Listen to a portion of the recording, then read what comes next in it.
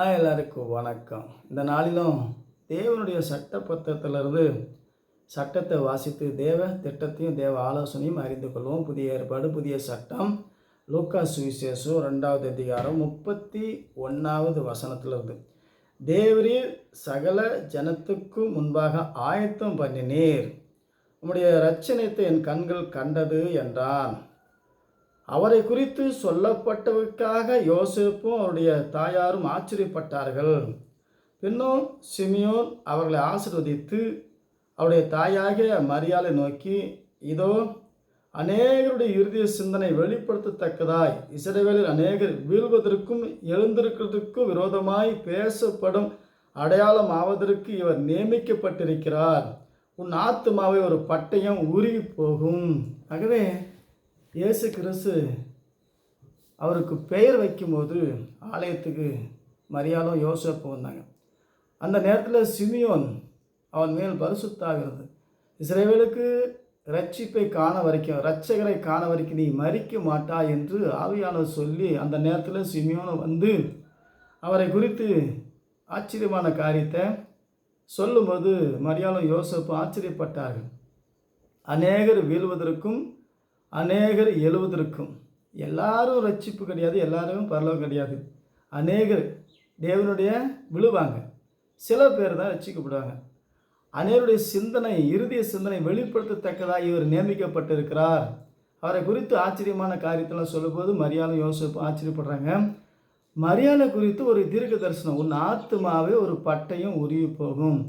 மரியாளும் இரத்த சாட்சியாகி மரித்தாள். இதுதான் சரித்திரம். ஆகவே இன்றைக்கி இந்த மனநிலை பாதிக்கப்பட்ட கோமாளி கூட்டம் மரியா சரீரத்தோடு பரலோகம் போனா என்று சொல்லி பொய்யுவே நடு கோயிலில் நின்று பொய் பேசுகிற பொய்க்கு பிதாவாகிய சாத்தானுடைய மார்க்கம். மரியாதை இரத்த சாட்சியாகி மரித்தா, எல்லாம் தெரிஞ்சும் மரியாதை இயேசுக்கு சமமாய் சரீரத்தோடு பரலோகம் போனா மரியா. ஆகஸ்ட் 15ஆம் தேதி இப்படி ஒரு விழா கொண்டாடுறாங்க. இது தப்பான உபதேசம். ஆகவே தேவனுடைய வார்த்தையை தெளிவாக விளங்கிக் கொள்ளணும். இயேசுக்கு சமமாய் இயேசுவும் மரித்தார், அடக்கம் பண்ணி உயிரோடு எழுந்தார் என்று சரித்திரம். அதுதான் உபதேசம். மரியா எப்படி செத்தாங்க அப்படின்னு சரித்திரத்தில் வரும். மரியாவும் இரத்த சாட்சியாக மரித்தாங்க. இன்றைக்கி அந்த கோமாளி கூட்டத்தை அவங்களே சொல்கிறாங்க, மரியா வயசாகி போய் மரித்தாங்க, நாங்கள் அடக்கம் பண்ணோம், அப்போ தோமா இல்லை, அடக்கம் பண்ணி நாங்கள் கலரை விட்டு வெளியே வரும்போது தோமா வந்துட்டார், நாங்கள் மரியாதை பார்த்து அவனும் அடம் பிடிச்சார், கல்லறை திறக்கும் போது மரியா இல்லை. அப்படியே இதெல்லாம் என்ன பொய்?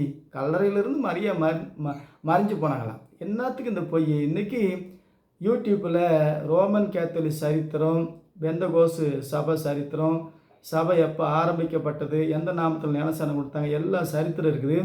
சத்தியத்துக்கு செவி சாய்த்து உண்மையை விசுவாசித்தான் அநேகர் எழுவார்கள், இல்லைனாக்கா அநேகர் விழுவார்கள், இறுதிய சிந்தனை வெளிப்படும். ஆகவே இந்த பொய் கூட்டம், மாதா கூட்டம், பிதா கூட்டம் ரெண்டுமே சாத்தானுடைய கையில் சிக்கிக்கொண்ட, சாத்தானுடைய வலையில் சிக்கிக்கொண்ட ஒரு தப்பான மார்க்கம். ஆகவே மரியாவும் இரத்த சாட்சியாகி மரித்து போனது உண்மை.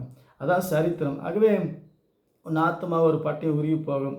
தேவனுடைய திட்டத்தில் யாருக்கு கனம், யாரை துதிக்கணும், யாரை மதிக்கணும், யாரை சாத்தானை மிதிக்கணும், சட்டத்தை அறிந்தால் தான். வேதத்தை வாசிப்போம், வேதத்தை விசுவாசிப்போம். சட்டம் நமக்கு யார் யார் எப்படி இருந்தாங்க, ஏனோக்கு எடுத்துக்கொள்ளப்பட்டான், எலியா எடுத்துக்கொள்ளப்பட்டான், அக்னி குதிரை ரதத்தில் அது ஒரு கூட்டம் இல்லை, அவனும் மரித்தான்னு பொய்யவே பேசுகிறாங்க. ஆகவே பொய்யது, மெய்யது, நெய்யது, பேயது என்பதை நம்ம ஜெபத்தில் விசுவாசித்து, ஜெபத்தில் தேவனே எனக்கு எது நல்ல மார்க்கும், எது உண்மையான மார்க்கும் என்று தெளிவாய் பரிசுத்தாவியாகிய தேவன் சகல சத்தியத்திலும் வழி நடத்துவார். ஆகவே பொய்யக்கண்டு பேயக்கண்டு விட்டு விலகி உண்மையில், நன்மையில், சட்டத்தில், தேவ திட்டத்தில் உறுதியாய் நின்னா நாம் எழுந்திருப்போம். இல்லாவிட்டால் விழுந்து அழிந்து மறைந்து போகும். ஆகவே உண்மைக்கு செவி கொடுப்போம், உத்தமாய் வாழ்வோம். கர்த்தர் உங்களை ஆசீர்வதிப்பார். மீண்டும் சந்திப்போம். வணக்கம்.